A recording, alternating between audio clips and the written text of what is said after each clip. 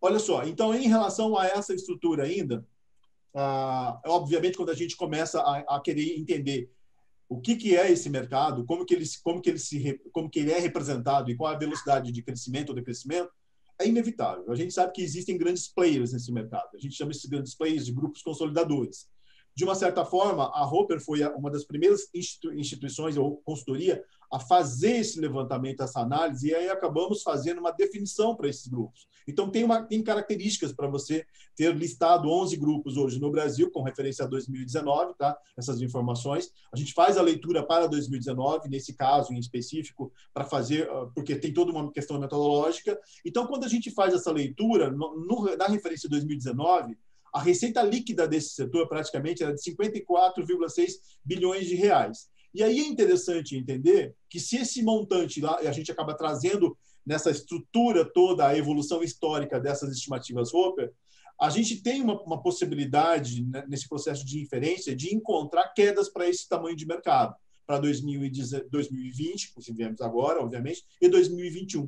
E é muito notório que se você encontra uma estrutura dessa em queda e você vai observar o comportamento do market share desses 11 grandes grupos e você encontra lá um movimento igual a esse daqui, olha, em 2012 de 34%, em 2018 de 41,4%, quando você vê essa estrutura de market share, ou seja, reúne esses 11 grandes grupos aí, sozinhos eles têm quase metade desse mercado, quase, 40%, mais ou menos essa referência. Se você olhar esses montantes de estimativa de receita em queda, é lógico que você vai perceber que eles também, de alguma forma, entrarão num processo de maior concorrência do mercado, ou seja, eles serão impactados também por essa questão no mercado.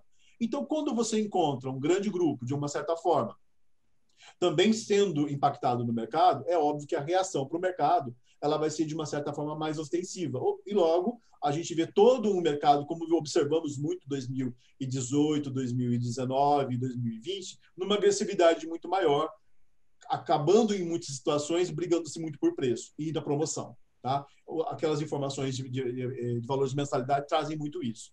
Quando a gente olha só essa participação líquida desses 11 grandes grupos, daquele mercado de 54,6 milhões lá, nós estamos falando de 36,3%. Então, olha só, gente, essa é a mesma referência que eu tenho quando eu olho o tamanho do mercado e vejo o impacto de um grande grupo e vejo, às vezes, a reação que pode ser desencadeada num mercado menor. Aqui é interessante a gente observar que, no momento desse de pandemia, é bem importante que esses grupos, até pelo nível de maturidade que eles possuem no mercado, novos produtos, novas formas de olhar esse atendimento podem acontecer exatamente junto com esses grandes grupos.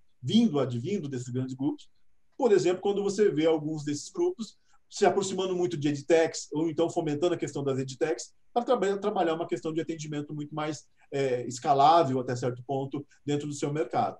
Então, dentro desse capítulo, a gente não só vai trazer aqui, o autor ele não traz somente essa visão mais ampla de algumas pesquisas Roper, mas ele aprofunda um pouco mais. Traz, por exemplo, toda a estrutura de aquisições até 2020, até esse mês de outubro agora, ainda a gente traz esse desenho lá. Então, não só ali o player a player, como também algumas referências sobre o comportamento desses grupos pelo FIES, dentro da EAD. Paulo, toda essa representatividade já apresentamos nesse capítulo. Oi, Venei.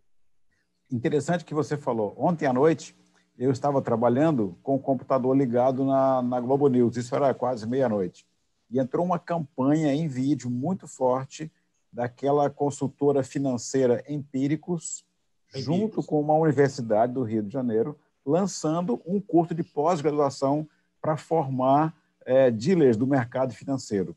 Então, anunciando um único curso num canal de mídia muito cara, mas o alvo deles deve ser fazer pelo menos 1.000, 2.000 matrículas num único curso de pós-graduação. Então, esse é o conceito do infoproduto chegando como tendência no ensino superior. É bem como o Paulo falou, você tem as edtechs formatando esses produtos muito rápidos, em associação com as instituições de ensino e agentes promotores do conteúdo.